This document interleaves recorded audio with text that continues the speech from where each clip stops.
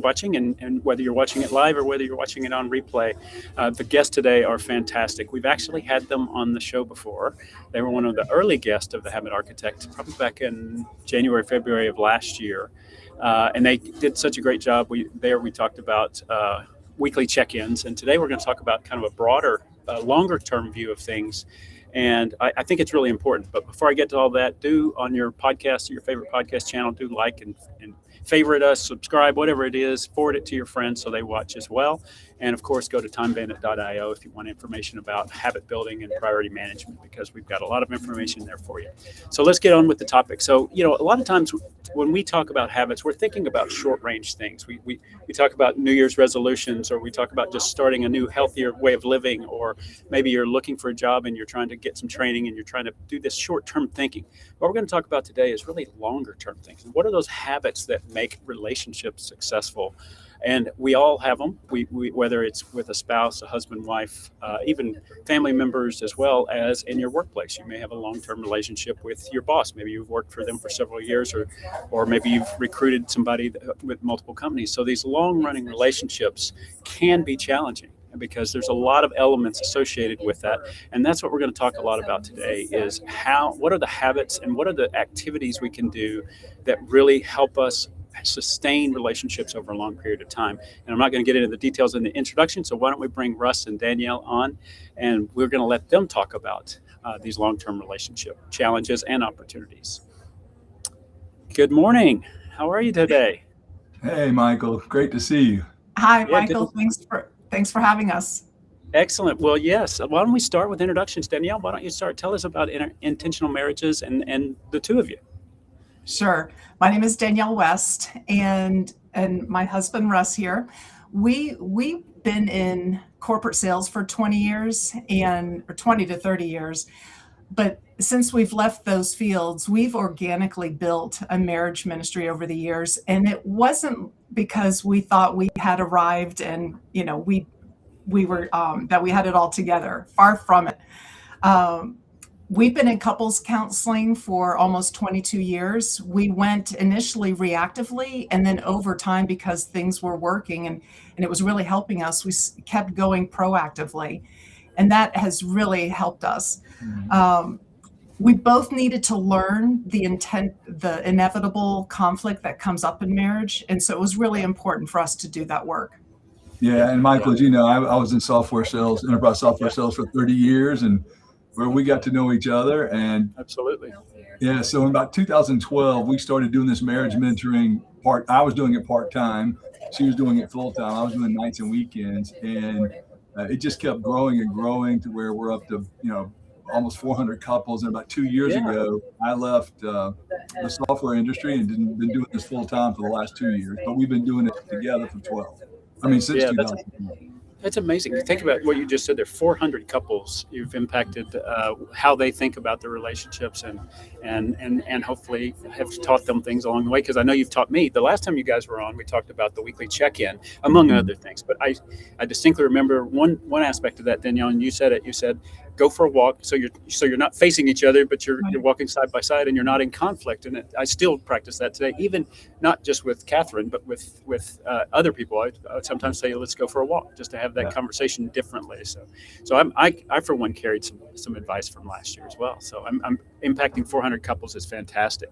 So but today we're going to talk about when it gets hard, when relationships get difficult, and inevitably two people that are deciding to spend their life together, it's going to get difficult at times. Just like you said, Danielle, you started going to therapists kind of along the way, and it helps, but that's why you started this, because people do find hard times. And so let's talk about that. Conflict is a number of things, right? It builds up over time, or it can be, we think of conflict though as just a big argument, but it's really more than that, isn't it? Yeah, it's tension. We tell people, when someone says something we don't like or agree with, or does something we don't like or agree with, we get that what we call it flooding, where we get, flooded with cortisol and adrenaline to fight, flight, or freeze. So it's just tension, that yucky feeling, that it's something that happens inside of us, our nervous system. Yeah, yeah. And is that when people come talk to you, or are they in front of conflict, or is it because they've had a conflict? Well, it may be because, like Russ mentioned, that flooding feeling is our nervous system reacting to that tension. And we can go through, many series of, okay, he's shutting down or she's Yeah, becoming verbally aggressive. And with that kind of tension, it it gets into a vicious cycle. For us, I shut down when tension right. happens. Russ is more the tiger, I'm the turtle.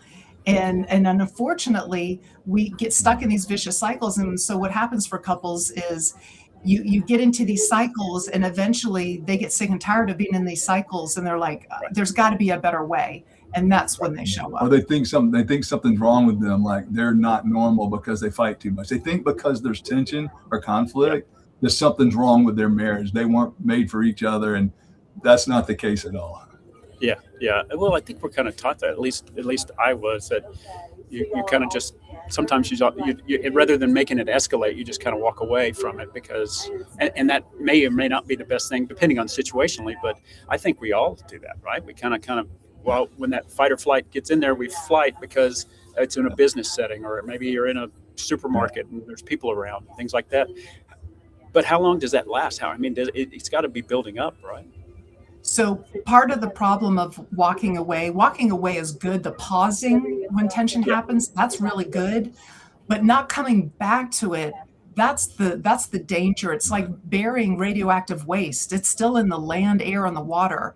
And yeah, over time, when like it's not addressed, resentment starts to build. And you can't see that resentment. It's invisible, it's silent until one time, that cup of resentment has filled up, yeah.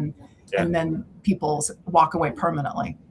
Yeah, and I'm sure there's no set math because everybody's different, but you've probably seen people that resentment has built over the years, probably both sides of the Yeah, of the relationship. I mean, yeah. how do you see that, and how do you unwind that a little bit?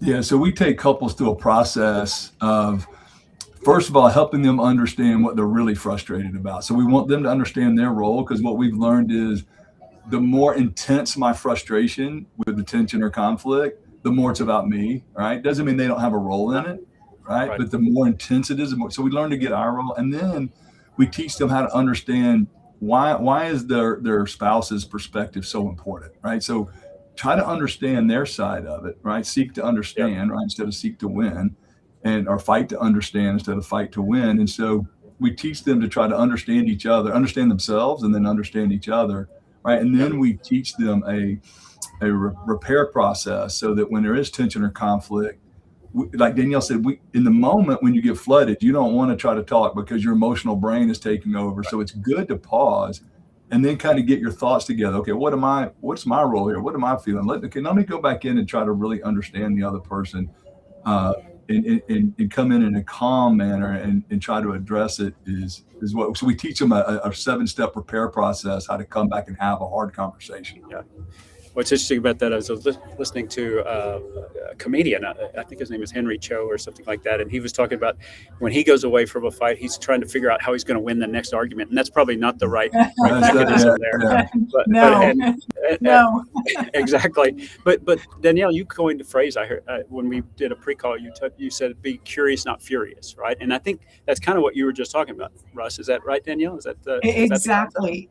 Yeah, it's important to be more of an investigative reporter, and it's so hard when you've been triggered by what they've said or done, and it's important to take that pause so that when you do go back, that you can actually be more of an investigative reporter. Like the best phrase, if you want to take one thing away from this, is use the phrase, tell me more. Tell me more why you're frustrated. Tell me more what just happened. Tell me more from your perspective how you feel about this. And that works in marriage and in business relationships. But Yeah. using that phrase, tell me more, will give you an understanding of where they're coming from instead of you just assuming you know where they're coming from. Right. Yeah, Michael, that is one of the when someone says something we don't like or agree with, if we can learn that habit of, hey, can you tell me more about how you got to that perspective or how that makes Yeah. you feel? That is a game changer. Versus Yeah. trying to Yeah. convince them they shouldn't feel that way and that I'm right and you're wrong, right? And that's what Right. we usually. Right. Well, it's that thing that Russ, you and I know, selling software for so many years. Listen more than you're speaking. You're saying just listen more, right? And that's good. That's a good thing. So what Michael, happened? real quick on the listen. Yeah. I heard a leadership consultant coach that works with executives last week, 2 weekends ago.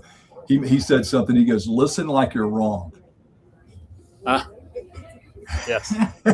Right. That's Instead great. of we're in the conversation and we're already, our brain's like, hey, I'm right. So I'm just thinking about how I'm going to convince them I'm right versus listen like I'm wrong, try to get that information out of them. I love Boy, I that. tell you what, that's good advice for this whole polarization that we all feel today, and from politics to everything. That's good advice. Yeah. So we start to unwind with the be curious, and what happens in that process, or what's your framework for walking couples through that from just that point of saying, okay, let's listen more and let's hear your perspective more. How do you guys what's the framework you use after that? Yeah. So so what we do is we have this process called the repair framework. And so you would go to the person and say, hey, can we talk about such and such, whatever the frustration or whatever the negative event or the conflict that's happened. Say we've walked away and now we're coming back and we're saying, hey, can we talk about that situation? And you would ask them first, hey, can you tell me I really would like to understand your perspective. Tell me your perspective. And then they're going to say things you don't like or agree with. So instead of trying to correct them, say, wow, can you tell me more? Tell me more about why you feel that way. Tell me more about how you got to that perspective. And you keep asking that. And then you want to validate their perspective or feelings, right? And here's the key. You don't have to agree with someone's perspective to understand why they feel the way they do. And so let me give you a quick personal example. Early in our marriage, Danielle, because of something that happened in middle school and through high school, at school, she hates to be ignored, right? And so early in our marriage, if say we went to a dinner party and we got in the car, she'd say, hey, you ignored me all night. And I'm like, what? No, I didn't. Yeah, you did. No, I didn't. So we would fight about perspective, right? Right. Yep. Finally, our counselor that we were going to, he taught that it took me way too long to get this in my knucklehead. But I learned I didn't have to agree I ignored her to understand she felt ignored, and it was really painful because of her childhood, right? So as we go through this process and we go to validate, I don't have to agree with, in a business setting or whatever the setting is, I don't have to agree with their perspective to understand, oh, I see now why you feel that way. That makes a lot of sense to me. Yeah. That validation just creates this, and then you try to work on a common solution. Right now, once you understand each other's perspective and you care about each other, but now, okay, let's come up with a joint solution. And we believe in marriage. In marriage, it happens all the time with parenting, right? You're never going to agree on parenting. You're never going to agree on how often to have sex. You're going to agree on all the financial things of what to buy, And so in business, it's the same thing. Matter of fact, it's good. I thought about this when I was, and when you think about tension in the workplace that can't be fixed, right? Because we've learned that research shows that 70% of problems in marriages cannot be fixed. So they become tensions to manage, not problems to fix. And that's real hard because we're fixers and we get rewarded, in business, we get rewarded for fixing, right? Yeah. So I thought about, what's an example of a problem that can be fixed in business? So Michael, have you ever given, how often you've given a comp plan to a new comp plan to your reps at the beginning of the year? And they're like, was there tension? Was there ever tension when you would give that to them? Yes, sometimes before they even opened it. Exactly. So I all the time years, I always, as a rep, never felt my comp plan was fair or good enough, right? But as the person putting the comp plan together, they always thought it was too fair. Well, I wasn't going to convince them that it wasn't fair enough. They weren't going to convince me that it wasn't that it was great. So that's just a tension that has to be managed. It wasn't a problem that was going to be fixed, right? Yeah. And so exactly right. You're right. Exactly and I'd right. like to go back to the example that Russ used about me feeling ignored. Yeah. I hate this wounding. It's a filter that I see through. I wish I could undo it, but it's something that I've learned. I've become self-aware of what my woundings are. And what's been really, really key for that principle that he says, if you can still validate and not agree that you actually did it, but you can still validate their feelings. What it's done in our marriage has softened that wounding for me. It doesn't rear its ugly head as often. And so for him to set aside feeling accused or, like in the beginning, I did. In the first early years, I did accuse him. But then now I would come to him and say, that junk I have of feeling ignored, it comes up so easily. Tonight was really hard for me. And instead of him feeling attacked, he's like, oh, he leans in. He's like, oh, I'm so sorry. Could I have done anything differently this evening? And see, over time, that for me has softened this filter that I see through. So that's been really powerful for us. And that's a great point. Michael, what we see the key is in having healthy conflict or healthy tension is that both people feel valued, respected, and understood. If you can do that, it's, that's the key to it. And then there's so much value from healthy tension or healthy conflict. I mean, in marriage, it makes, if you feel valued and respected and understood, it's going to build that emotional connection you want in marriage. But in business, collaboration is where usually the best outcomes come from, right? Not because of one person's idea. It's when you get several people in a room and you're collaborating. But when you do that, you're bringing different perspectives, which then tends to bring tension and conflict because people want their perspective to be the one everybody goes with. And so we call that, if you can do that collaboration with respect, making people feel valued and respected and understood, then usually your best outcome is going to come out of that because it's going to be a mixture of those perspectives. Yeah.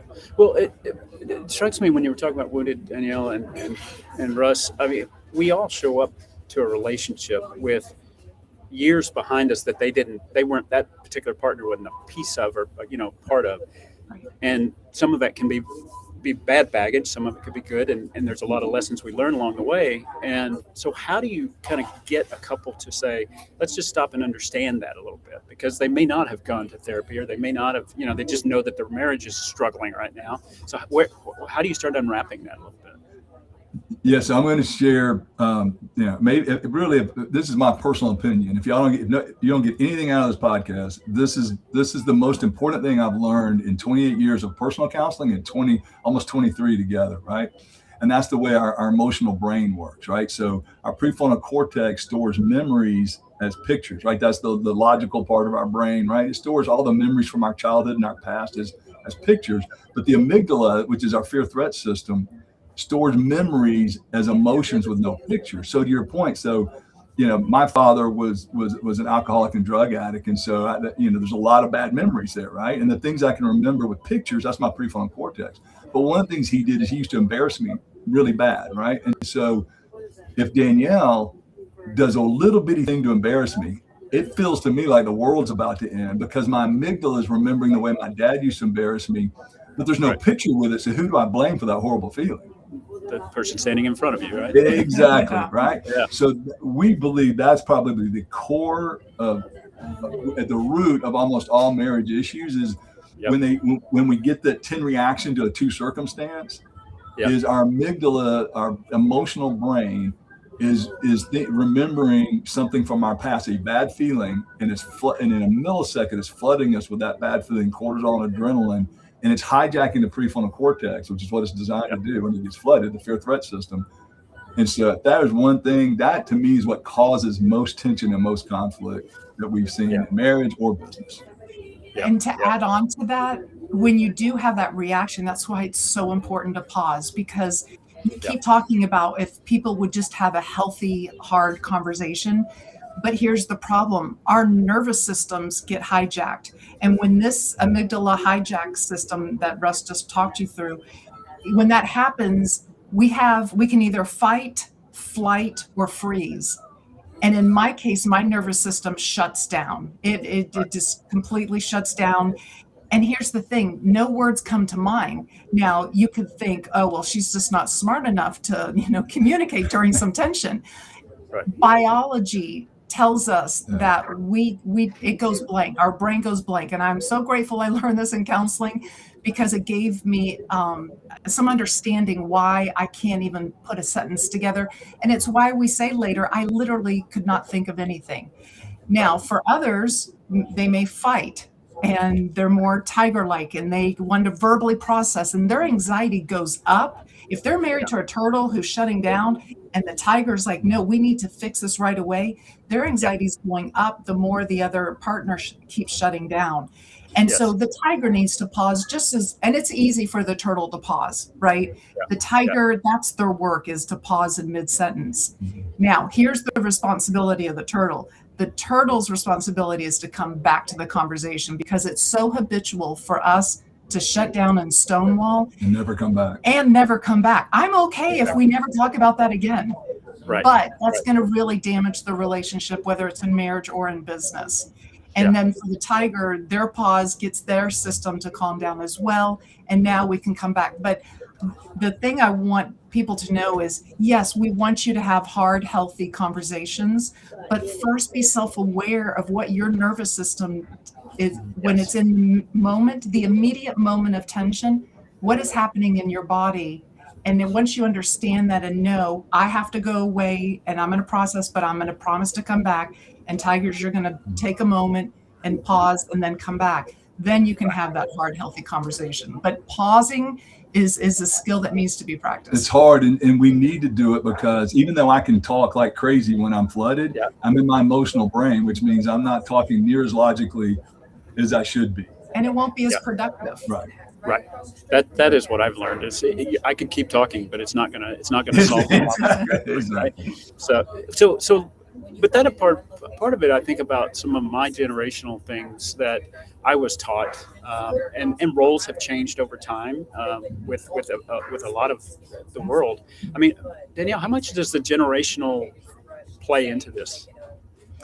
Well, for like my parents, baby boomers,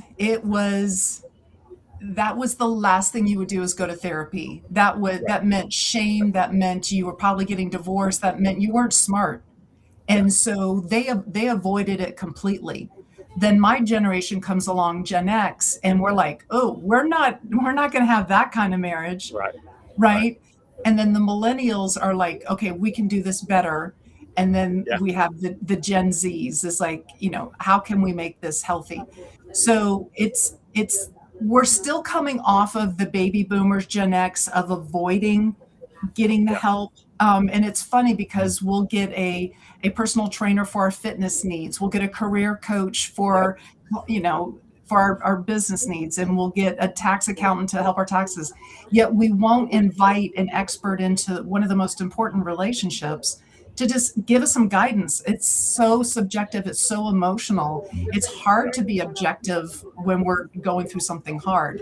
And so I think generationally, I do applaud the millennials. They are the first generation that has said, yep, I'm in counseling. I go once a week. I'm so proud of that generation.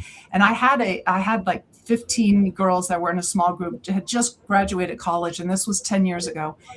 And we were going around for introductions, and each of them they either talked about their counseling experience or just their level of emotional intelligence. And I said at the end of all the introductions, I was like, wait, I come from this background where my parents were ashamed of counseling, where I still went, but I was still embarrassed. Like, how are you guys so open?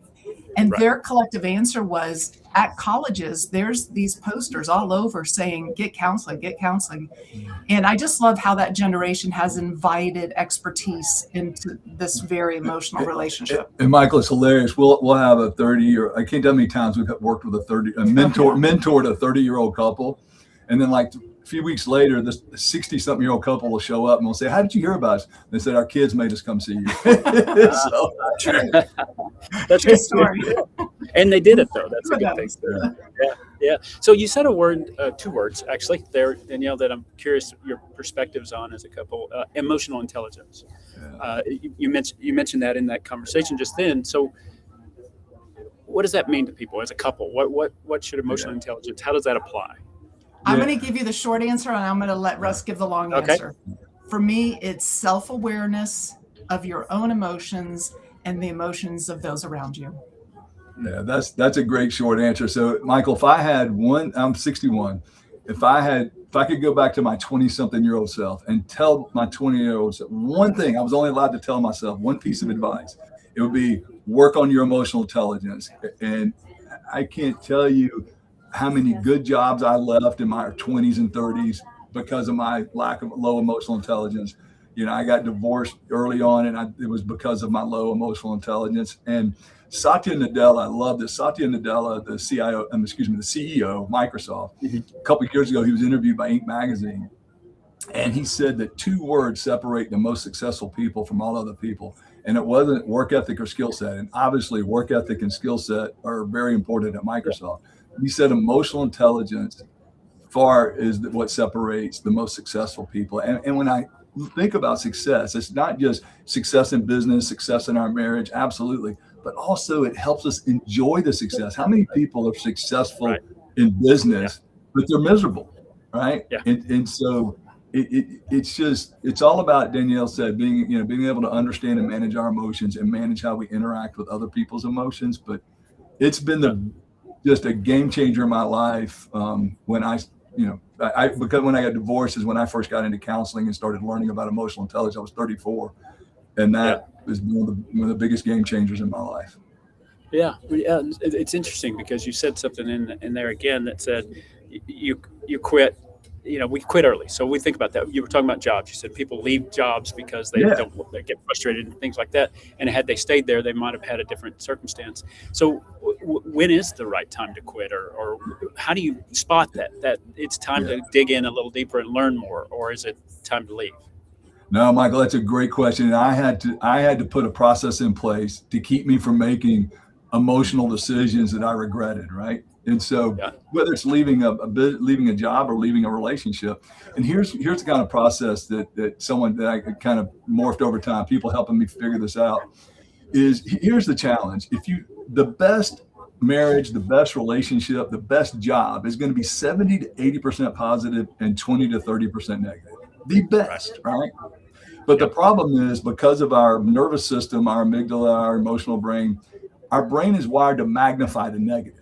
So what we do is we take a 70-30 positive situation, whether it's a relationship or a job, and we make it feel 60-40 negative. And what do? Right.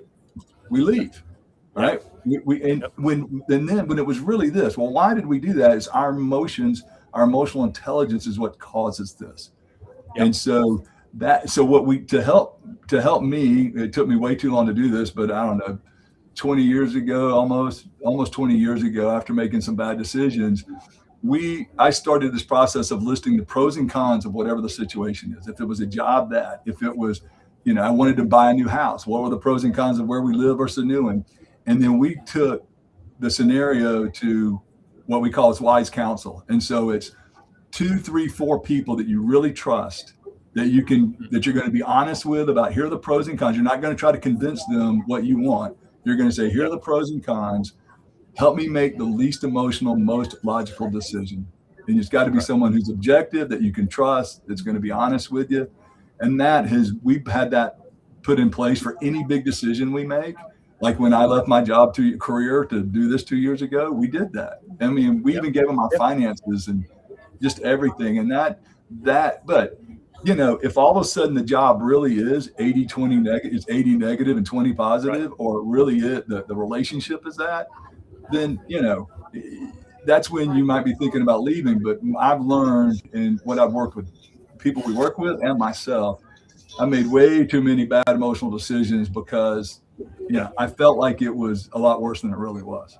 Yeah, and I think that's an interesting concept when you say that most relationships are 70%. Let's just use those words: 70% good and 30% difficult, if that's the right word. I'm saying the best ones are not most of them. The best ones.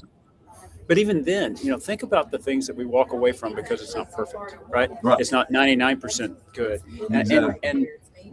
and that ability to kind of deal with a little uncomfortable feeling. If we all think back to our times, some of the best times I've ever had in my life, things weren't perfect, right? In fact, they might have been falling around, and we had a good time through it. And so, that's an interesting revelation. It doesn't have to be perfect. And I think social media in particular is a villain of perfect, right? I see it in my kids. They saw something on TikTok, so we got to go do that exact same thing because that's what perfect looks like. And that's got to be a challenge for younger generations as well as older, I think. And what I see is that there's the honeymoon phase. Yeah. And then as soon as things require some work, it's like, okay, let me go on to the next one, because that it should just stay easy. And part of the problem is deep relationships take time. Right. And if you're leaving, if you go through that honeymoon phase and then you hit the work phase, you're never going to have a meaningful relationship because you're always leaving. And I think part of it is social media, and part of it is the Disney culture of, well, it works out great in the movies. He just knows what to say. She knows what to do. And how come we don't? And what happens, I think subconsciously, I don't think we go into our relationships like this, but I really want Russ to read my mind. I mean, you should just know. Yeah. And I've told Yep. you, or it could the other way around. I've told you so many times, you should just do it. And so we get stuck there. And part of the work is we have to be more vulnerable in our relationships if we want to make them work. And understanding that this next generation where everything's easy and there's always a swipe to the next one is, do you want somebody swiping you away because you weren't easy? Like, you're a human being too. You're going to make mistakes. Let's choose people that are willing to do the work. Yeah. And Michael, this is such a big one. If you give me just a second on this, Absolutely. this one to me is gigantic. So the challenge is, we will not, most people say, I want to be better versions of myself. Well, it's hard to do that if we're not growing, and growth takes working through hard things, hard relationships, hard conversations, right? And I'm going to share a neat story. I didn't think about this till really just popped in my head. I've got a friend, he's 80 years old now, and he's been a CEO of 5 companies for over 500 million, right? And the last one, it was a $2.5 billion company. And I asked him, this was 20 years ago. I asked him, I said, hey, if you had one thing, and I'm sure you're going to tell me it's a bunch of things, but if there one thing that's made you so successful, and this is a guy that has terrific ADD, way before everybody knew what ADD was. He barely got through college because of it, but here he had this unbelievable career. I said, what made you so successful? He goes, oh, it's easy. It was one thing. I'm like, oh, I couldn't wait. I got my pen. Yeah. And he goes, I love problems. I can't wait to wake up every morning with an employee problem or a customer problem. And I just threw my pen down. I'm like, oh, I hate problems. And he goes, Russ, I know that then I'm going to be able to build a customer for life or an employee for life by the way I take care of their problem. And then as I was driving home from that lunch, I was thinking to myself, and you know what I realized? My best customer relationships were the ones I'd been through some really hard thing, right? Where there was some real hard issue. And because of how we worked through that issue together, built this incredible bond where you do business for 20 years after that. And then I think about my best relationship in my life, this lady right here. Yeah. There's a saying that when two people get married, they both show up with a U-Haul full of baggage that we subconsciously put on each other. Danielle and I had tractor trailers full of baggage when we got married, right? But Russ had that like double. I had the double tractor, right? The ones you don't like to pass. Right. So we had to work through a lot of tension and a lot of conflict to unpack all that baggage. But here it is 21 years later. And I mean, I'll get emotional. Talk about this relationship. We never would have had that relationship if it was easy. Same. Yeah. It was working through the hard things that builds the respect and a bond that you can't build unless you go through hard things. Yeah. So, but you said something in there that, and I think Daniel said, you got to be a little bit vulnerable. You have to embrace that, right? That's really hard to do. It's really hard. And if anyone's read the Brene Brown work, vulnerability feels weak. We're never going to get to a place where like, oh, I feel so good about being vulnerable. I'm going to go in there and be vulnerable in my conversation. It doesn't work that way. It's not going to feel good. But here's the thing. It will feel vulnerable and weak to us. But what he receives, or what the other person on the other side of the table receives, is courage and strength. Courage and strength. And so being vulnerable is a powerful antidote to, oh, I'm nervous, or I'm just going to keep it to myself, and the resentment builds.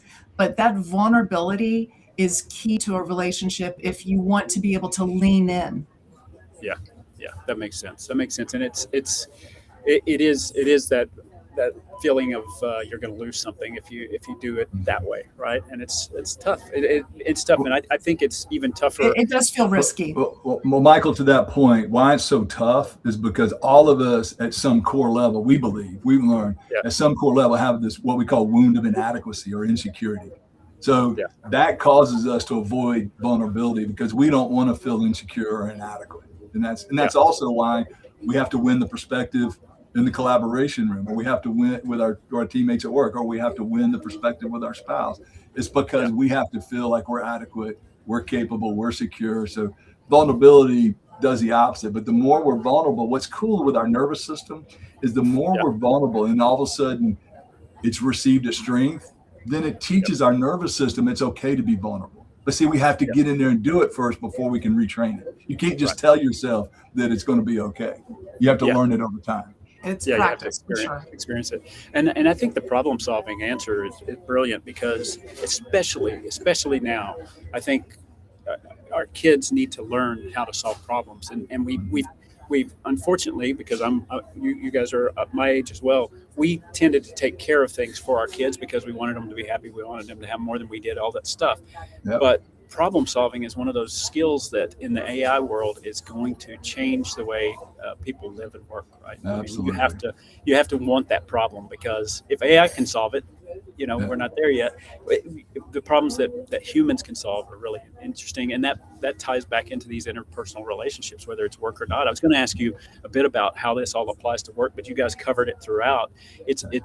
I think it's the same thing. It's just different stakes, right? And Michael, here you just made me think. Here's another thing. Remember, problem solving needs us to be in our prefrontal cortex. That's the logical part of our brain. So when we are in the emotional part of our brain, we're not going to be good at problem solving, because we're going to look. We're blocking our logical part of our brain. So that's why emotional intelligence. Another reason why I think Satya Nadella said emotional intelligence is so important is because he knows that we're going to be better problem solvers the higher our emotional intelligence. Yeah, well, I could talk to you guys all day, but I just noticed the time we're getting into our limit. But can I just ask you a question about tactically how intentional marriages works? I mean, it sounds like you got workshops. Danielle, you mentioned a small group. I mean, tell us a little bit about the organization. So it's primarily for intentional marriages is couples meeting with us, and the differentiator for us is that we are a husband and wife couple meeting with another couple. So they're getting the husband and wife perspective. Along with that work, we're also doing free communication workshops. So we're hosting a lunch where we invite people to come in, and for an hour, we give them, our communication cycle, how it goes wrong and how it can go right. We do that for an hour and then do 30 minutes of Q&A. Okay. We also have had a marriage retreat where we do from Friday night to Sunday, where we bring in couples and do more of a deep dive, where we're doing that communication cycle for an hour. We're taking them through 10 hours of that. And while we have a lot of local people, we do Zoom. We've worked with a couple in British Columbia and Colorado. We're based in Georgia, Florida, but also on the digital side, we've got an app. We're starting a podcast. We're writing a book. So lots of That's awesome. ways to get people that can't meet with us, two-on-two or one-on-one. Yeah, tell me about the app. What is the app? Is it the tools you guys use? What's on there? It is. We have our. I built a course on basically all the tools and principles that we just shared with you in great depth. And so you have access to that on the app. You have, let's say you're so tired of what should we do this weekend? Well, I don't know where do you want to go? Well, I don't know, where do you want to go? And we have it where you can put in your town, your budget, and your desire of what you want to do, and it'll spit out local ideas for you within your budget. And then, okay, great, you've got the date night set up, but we still talk about the kids and life responsibilities at dinner, help us out here. So we have conversation starters in there, and just to break up the pattern. And then we have a community in there where if you're local, we meet up with you once a month. Russ does breakfast with the men. I do lunch with the ladies. And then we have a monthly Q&A, a live Q&A where couples can come on and ask us any question. It's actually one of our favorite things to do, our Q&As. And then they get to hear from other couples and learn. So it's we have a lot of other ideas that are coming with the app, but right now it's not, here's the deal. I know this is a little bit frustrating, but the app is not in the App Store. Yep, So that's yep. why they go to our website, and you can click on the app there. It's Yep. more of a link, but And- yeah, we're a little nonprofit. And We're it's still scrolling. working It's on scrolling this. by right now too. So, but we'll put it in the chats of all the podcast replays as well. I'm sorry, I Yeah. didn't mean to cut you off, Danielle. No, we're a little nonprofit. We're still working up to join the App Store. And Michael, Yeah. one other key delineate, we're not counselors, licensed counselors, and that's intentional. Yep. We're marriage mentors, right? So Yep. we wanted to make that clear as well. And we Absolutely. often refer people that we work with. We'll find out their trauma or different things, and we'll refer them out to counselors. So Yeah. we refer a lot of business to counselors, but we're mentors. And as And that's mentors, great. we're sharing, unlike counselors, and some counselors do, but we share a lot of our mistakes. And so they're hearing where we struggle, Right. and so we're very personal with our couples that we work with. Yeah, that's great. I don't know if you're going to have that in the book. You just made me think of that. Whenever we tell stories of success. Maybe we ought to start telling stories of where it went wrong. Because We're that's going to have a lot of that's where we learn. stories where it went wrong. Yeah, perfect. Yes. Yeah, perfect. Well, that's fantastic. Tell people how to find intentional marriages. Well, you can find us on the web at intentionalmarriages.net. Yep. And from there, you can find the app. You can visit us on Okay. YouTube. We're going to be doing a video podcast, so you'll be able to watch that on YouTube, Instagram, and we Yeah, have excellent. a weekly newsletter. You're welcome. If you join the website, you'll be able to join our newsletter that we send out every week. That's what I wanted to get to the website, and you can find all the Use resources. the website to find everything. Yeah, exactly. So before we leave, I ask every guest, and I want two different answers. I guess it could be the same answer, but what is one habit, daily habit, weekly habit that you guys have that is non-negotiable? You go first. So I struggle with depression, and it can be really intense. And so I've learned that I need to have an intense exercise to counterbalance that. Nice. And so in 2011 started doing CrossFit, and I am addicted, and I'm 59, almost to be 60. And I know people go, oh, CrossFit, but I have been really careful, and it's a place that I can go every day and have fun with a community of people. And it is so, I know it's hard to believe, but it's so restoring for me. And that's my daily habit. That's absolutely, that's great. Yeah. How about And you, Russ? my Michael, is my early morning time. It's my prayer time, and then it's my exercise time. And what it does is it sets my mindset for the day, and it sets my nervous system for the day. Yeah. It just gets me prepared. And that is, when I don't do that, it's amazing how different my day is. Exactly. Yeah. I feel the same way, and that's one of mine now. I walk every day. I walk. Yeah, a me lot. too. Mine's walk. Exactly. Yes. Yeah, but now I've started an intense workout 3 times a week. Now, so I get what you're talking about. I love to hate it. I think is where I am. Exactly. Well, It's so great to see you guys again, and thank you so much for what you're doing. You're giving back, and I think that's a wonderful thing. And people need it. Couples need it. We need it in our daily lives, how we work with people. So fantastic work. Thank you both for doing that. Yeah, Michael, thank you for you. having us on here. It's always an honor and blessing to see Yes. you and be on the podcast. We love what you're doing for the Habit. Thank you. Thank you. That's fantastic. Well, thank you so much for joining us all. And next week, I think we do have a special guest that had an accident at 12, and she changed her life, and she's going to talk about resiliency. So do tune in for that. Russ and Danielle, thank you so much. And everybody, take care. Thanks so much, Michael. Bye-bye. Take care, everyone.